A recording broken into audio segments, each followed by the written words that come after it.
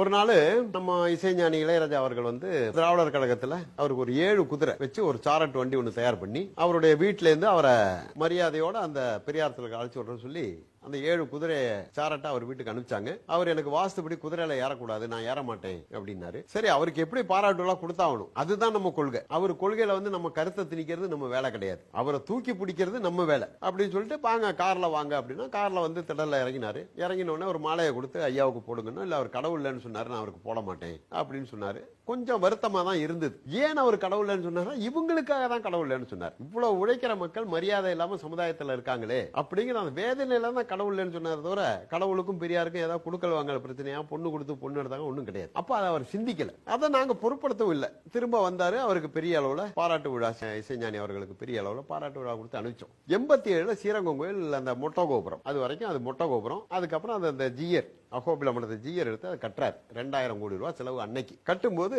அந்த மேல வந்து விமானம் இருக்கும், இப்படி ரவுண்டா இருக்கும், கலசத்துக்கு கீழே. அது 8 லட்சம் ரூபாய் அன்னைக்கு செலவு.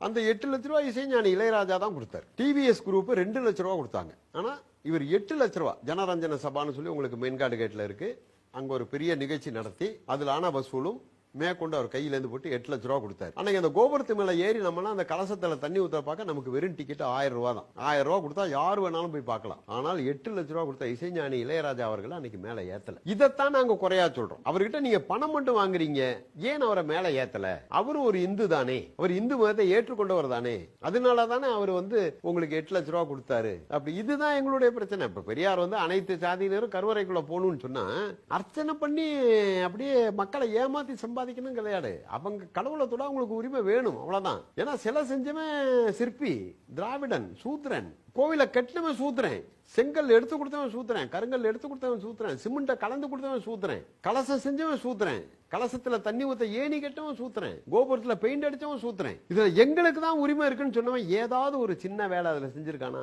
ஒரு சட்டி எடுத்து கொடுத்திருப்பானா? இல்ல ஒரு பெயிண்ட் பிரஷ் எடுத்து ஒரு சிலையில அப்படி லைட்டா அந்த கோபுரத்துல பெயிண்ட் அடிச்சிருப்பானா? இல்ல அந்த கலசம் ஊத்துன அந்த சொம்பு செய்ய யோகியதை இருக்கா? தெரியுமா? சரி, உனக்கு தெரியாது, ஏன் செய்யறவன் நீ கீழ் ஜாதின்னு சொல்ற? எனக்கு அர்ச்சனை பண்ற வேலை, உங்களுக்கு சிலை செய்யற வேலைன்னு சொல்லு, என்னையும் மனுஷனா சேர்த்துக்க, இதுதானே சொல்றோம். இது செய்யலங்கிறப்ப அப்புறம் ஏன் மதம் நீங்க வந்து இந்து மதத்தை குறை சொல்றீங்க, இந்து மதத்தை குறை சொல்றீங்கன்னா என்ன முஸ்லீம் சூத்திரன்னு சொல்றாங்களா? இல்ல ஒரு கிறிஸ்டியன் வந்து என்ன சூத்திரன்னு சொல்றாங்களா? கிடையாது. சர்ச்சுக்கு போனா ஃபாதர் கை கொடுக்கிறார், முல்லா கட்டி பிடிக்கிறார், வாங்க எங்க வீட்டுல வந்து சாப்பிடுங்கன்னா முல்லா வந்து என் வீட்டுல சாப்பிடுறாரு. ஐயா பசிக்குதுன்னா அவர் வீட்டுல பக்கத்துல உட்கார வச்சு எனக்கு சாப்பாடு கொடுக்கிறார், ஃபாதரும் கொடுக்கிறாரு. நீ என்னடானா நீ இருந்துங்கிற நானும் இருந்துங்கிற, என் வீட்டுல வந்து நீ சாப்பிட மாட்டேங்கிற, உன் வீட்டுக்குள்ள என்ன விட மாட்டேங்கிறேன், நம்ம 2 பேரும் ஒண்ணு நான் ஒத்துக்க முடியுமா? இல்ல நீங்க தான் ஒத்துக்கிறீங்களா? இந்த மாதிரி செய்யறவன நீங்க ஒத்துக்கிறீங்களா? அப்புறம் டாக்டர்கிட்ட போறீங்க, நீ கீழ் ஜாதி, உன்னை தொட மாட்டேன்னு சொன்னா அந்த டாக்டரை விடுவீங்களா? சட்டையை கோத்து பிடிச்சி 2 குத்து குத்த மாட்டீங்க? என்னடா ஜாதின்னு சினிமா ஓட்டாகி போறீங்க. எனக்கு ஒரு ஃபர்ஸ்ட் கிளாஸ் டிக்கெட் கொடுன்னு 300 ரூபாய் கொடுக்குறீங்க, நீ கீழ் ஜாதி தரமாட்டேன்னா கவுண்டருக்குள்ள கையை விட்டு இழுத்து வெளியே போடுவீங்களா போட மாட்டீங்களா? அப்போ உங்க தில்ல வந்து அங்க காமிக்கிறீங்களா? ஆஸ்பத்திரியில சினிமா ஓட்டாய் காமிக்கிறீங்கல்ல, ஏன் அதே தில்ல வந்து கோவில்ல காமிக்க முடியல? ஏன்டா உங்க அப்பனா கட்டினா அந்த கோயில எங்க அப்பன் தாண்டா கட்டினான்னு பிடிச்சி இழுக்க வேண்டாமா?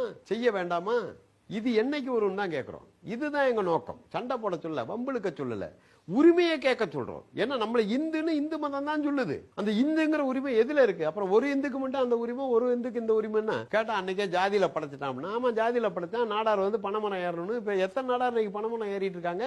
எல்லா நாடாரும் இன்னைக்கு பணமரம் ஏறி நொங்கு பறிச்சு பதநீரும் கல்லு தான் வித்துட்டு இருக்காங்களா? இன்னைக்கு மத்திய அமைச்சரா வர முடியுமா? இல்ல இவங்க வந்து முடி வெட்டுறா அத்தனை பேர் இன்னைக்கு முடிதான் வெட்டிட்டு இருக்காங்களா? அதுல இன்னைக்கு பெரிய ஆளெல்லாம் வரலையா? இன்ஜினியர் வரலையா? டாக்டர் வரலையா? வக்கீல் வரலையா? இன்னைக்கு ஒரு IAS படிச்ச கலெக்டர் போய் அந்த சாமியை தொட முடியாதுங்க. ஆனா காஞ்சி தேவநாதன் தொடலாமே. காஞ்சி தேவநாதன் என்ன பண்ணான்னு இன்னைக்கு இந்தியா ஃபுல்லா, உலகம் ஃபுல்லா தெரியுமே. அப்போ ஒரு ஒண்ணுமே தப்பு செய்யாத ஒரு கலெக்டர் போய் தொட யோகியதை இல்லைன்னு சொல்ற நீ? தேவநாதனுக்கு முடிவு உரிமை உண்டு, கேட்டா அவன் நெத்தியில பிறந்தான் அப்படின்னு ஒரு பூணூலை மேல மாட்டிக்கிட்டு, இப்ப நானும் 10 காசுக்கு ஒரு நூல் கட்டை வாங்கி நெத்தியில தோள்பட்டையில போட்டா நானும் நெத்தியில பிறந்தவன் ஆயிரம். வேற என்ன அடையாளம்?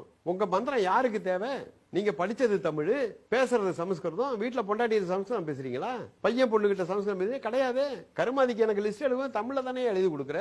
ஏன் அரிசி வேணும் குங்குமம் வேணும்னு சமஸ்கிருதம் எழுதி கொடுக்க முடியுமா? தெரியுமா? தெரியாது. கேட்டா சாமிக்கு வந்து தமிழ் ஒத்துக்காதுன்னு. அப்ப உண்டியல்னு சமஸ்கிருதம் எழுது, ஏன் உண்டியல்னு தமிழ் எழுதுற? தமிழ் எழுதான் தமிழை போய் உண்டியல்ல காசு போடுவான். செருப்பை இங்கேயே போடவுன்னு தமிழ் எழுதி போட்டிருக்க கோயில் வாசல்ல.